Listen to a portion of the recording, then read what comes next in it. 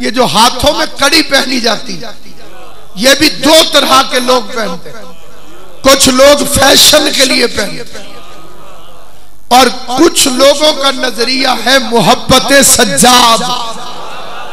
جو محبت سجاد میں پہنتے ہیں ان کا ہاتھ پھر حرام کی طرف نہیں پڑتا. توجہ ہے یا نہیں؟ ان کا ہاتھ کبھی حرام کی طرف نہیں بڑھتا, ان کا ہاتھ کبھی نجاست کی طرف نہیں بڑھتا. اور جو فیشن کے لیے پہنتے ہیں پہنی اس نے بھی لیکن اسے حاصل حصول کچھ نہیں. مقصرین کو موقع مل گیا, انہوں نے کہا جناب یہ تو سکھ پہنتے ہیں اس لیے شیعہ ہاتھوں میں کڑیاں پہنتے ہیں. میں نے کہا کہ اگر کڑی ہم سکھوں کو دیکھ کے پہنتے ہیں تو کیا آپ بھی اپنی داڑھی سکھوں کو دیکھ کے لمبی چھوڑ دیں؟ اور جو ہے یا نہیں آپ اس کا عقیدہ صاحب جیسے وہ میرے ساتھ. کیا آپ نے تسبیح ہندوؤں کی مالا کی وجہ سے پڑھی ہے؟ ہندو مالا جپتے ہیں تو کیا اس لیے تسبیح پڑھی ہے؟ سامعین گرامی قدر پوری کائنات آدم و عالم میں عزاداری حسین ابن علی اللہ کی وہ سب سے بڑی طاقت ہے, وہ سب سے بڑا مشن ہے جس میں ریاکار کا کوئی حصہ نہیں, صرف عزادار کا حصہ ہے.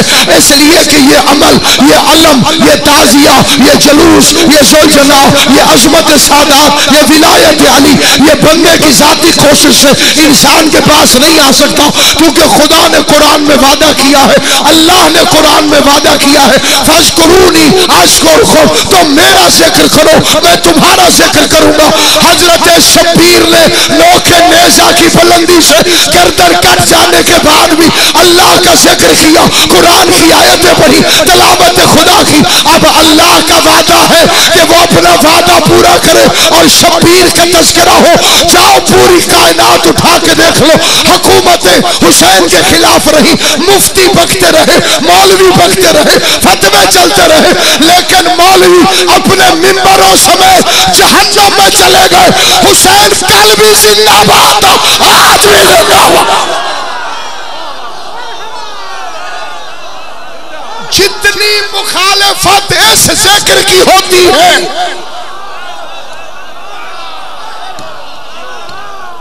کائنات میں,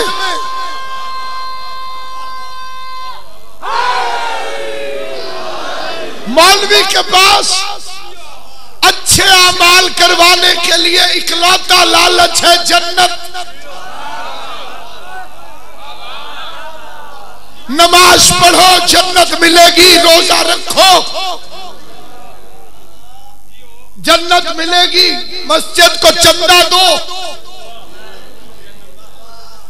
ایک عزادار دکھاؤ جو جنت کے لالچ میں ماتم کرتا ہو.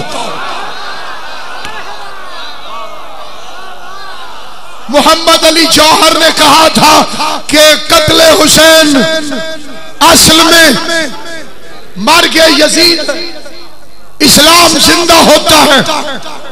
ہر کربلا کے بعد جتنی معرفت تھی اتنی بات کی,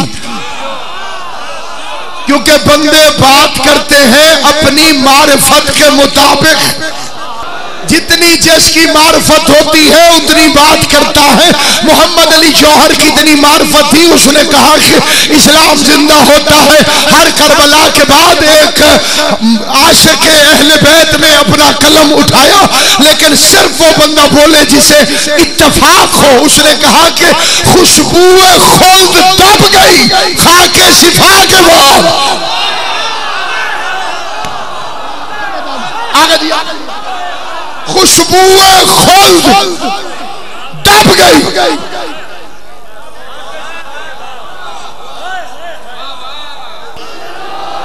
خوشبو خلد دب گئی خاک شفا کے بعد.